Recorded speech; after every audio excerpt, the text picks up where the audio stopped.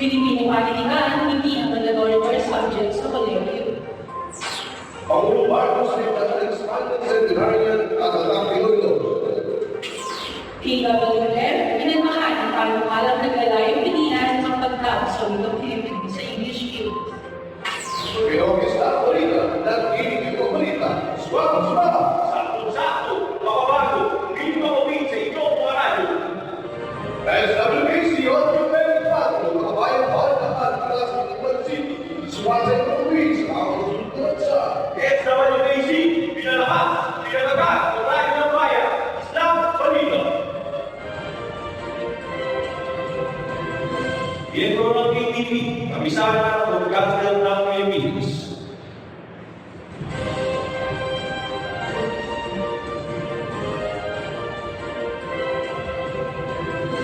Para sa detalye sa ating mga balita, Pilipino Panitikan, tinaman na Dr. Santos Correo, ang sa mga detalye, lahat ng saksama ng News Archival, si Juan Mo! Ang Korte Suprema ay nagpasya na hindi na kinakailangan ng Dr. Santos Correo Pilipino Panitikan. Ayon sa desisyon ay nilabas sa kailan, binigyan din ang Korte Suprema ang pagbabago sa kurikulum ng mga kolehiyo sa bansa. Ang nasa desisyon ay pinulot ng reaksyon at pagtutol mula sa iba't ibang sektor ng lipunan. May mga nagpahayag ng suporta sa posisyon na ito. Habang mayroon namang mga nagkadala sa interesyon ito sa pagpapahalaga sa kulturang Pilipino at panilang Pilipino. Julius Gardiao, para sa Islam, Balita. Samantalang sa balita politikal, Pangulong Marcos nilagdaan na ang expanded centenarian at Tatang Pinoyos. Para sa ibang mga detalye, narito si kasama Ron Aldi Cordero.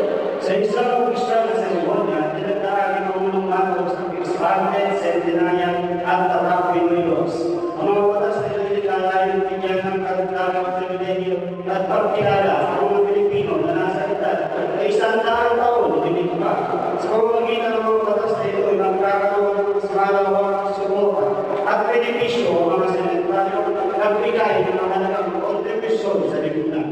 Ang expanded centenarian law ay magbibigay ng financial assistance at libreng serbisyong pangkalusugan sa mga individual na nasa isang taon ng kanilang buhay.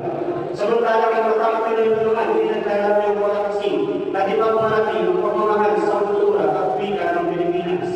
Ito ay bahagi ng pagsulong ng administrasyon ni Pangulong Marcos at sa pagbalagi ng kultura ng bansa. Si Ron Aldi Cordero para sa Islam Balita. Sa balita teknolohikal, naglabas ang kahayagang komisyon sa wikang Pilipino.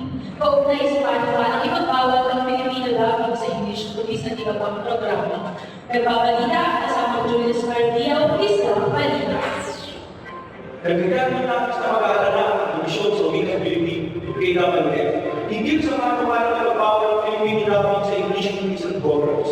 Ayon sa KWF, ang nasabi ng pamilya ay maaaring tumulong ng nag-aantala sa pagpapalagaan at pagpapahalaga sa wikang Pilipino. Itinuturing din ito isang pangangailangan na sa ibuhin at ikaguyod ang pagkatutubong wika ng bansa.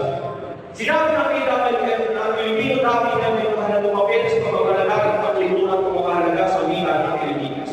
Ang pagbabawal nito ay maaaring magkaroon ng negative epekto sa kalakaran at pag-unlad ng wikang at cultural identity o identidad ng bansa. Sa kasalukuyan, patuloy ang kalakayan ng debate higit sa nasabing panukala. Inaasahan ang mas malalim na pagsusuri mula sa mga tinautulan at eksperto upang maunawa ng buong konteksto at implikasyon sa nasabing nakpang. Julius Gardiao, para sa Islam, Balita. Susunod naman sa Islam Balita. University of Germany na lunsad ang susunod radio ang buong wikang Pilipino. Mas bati PTO, itinampo ang kulturang Pilipino sa mini Olympics na may tema ng Pinoy. Para sa surali ng balita sa aming pagbabalik makalimas bilang paalala. Para sa tingnan ko, pero ito yung sa pagpapalagaan ng Pilipino.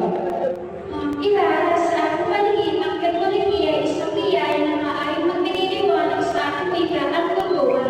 Sa paggamit ng mga bagong platform at apps, ang lawig natin ang modernong paraan upang may parating ang kahalaga ang wikang Pilipino sa mas makararami. Sumasanayan ako sa iyo ng sa pagtutulungan at pagpapalagaan at patuloy natin pagpapalagaan ang kagandaan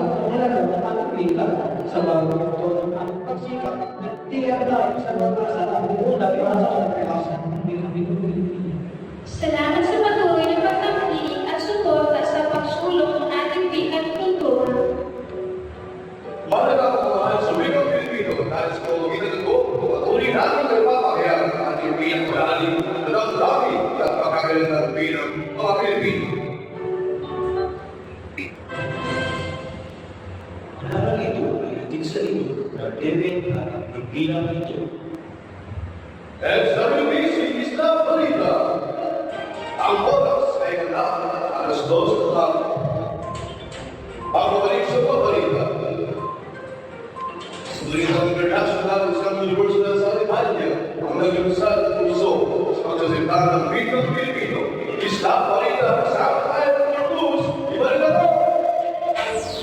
Paglunsad ang puso sa pagsasalita ng wikang Pilipino sa isang universidad sa Alemania na nagpapakita ng interes sa pagpapahalaga at kulturang Pilipino sa ibang bansa. Ito ay isang mahalagang hakbang upang may pakilala at malaki ang wikang Pilipino sa matahimikang komunidad. Ito ay isang magandang hakbang upang palawakin ang kaalaman at paglunaw sa kulturang Pilipino sa matahimikang atas. Ang pagtuturo sa wikang Pilipino sa Alemania ay nagbibigay para sa mga individual at para sa pagtulungan sa wikang Pilipino.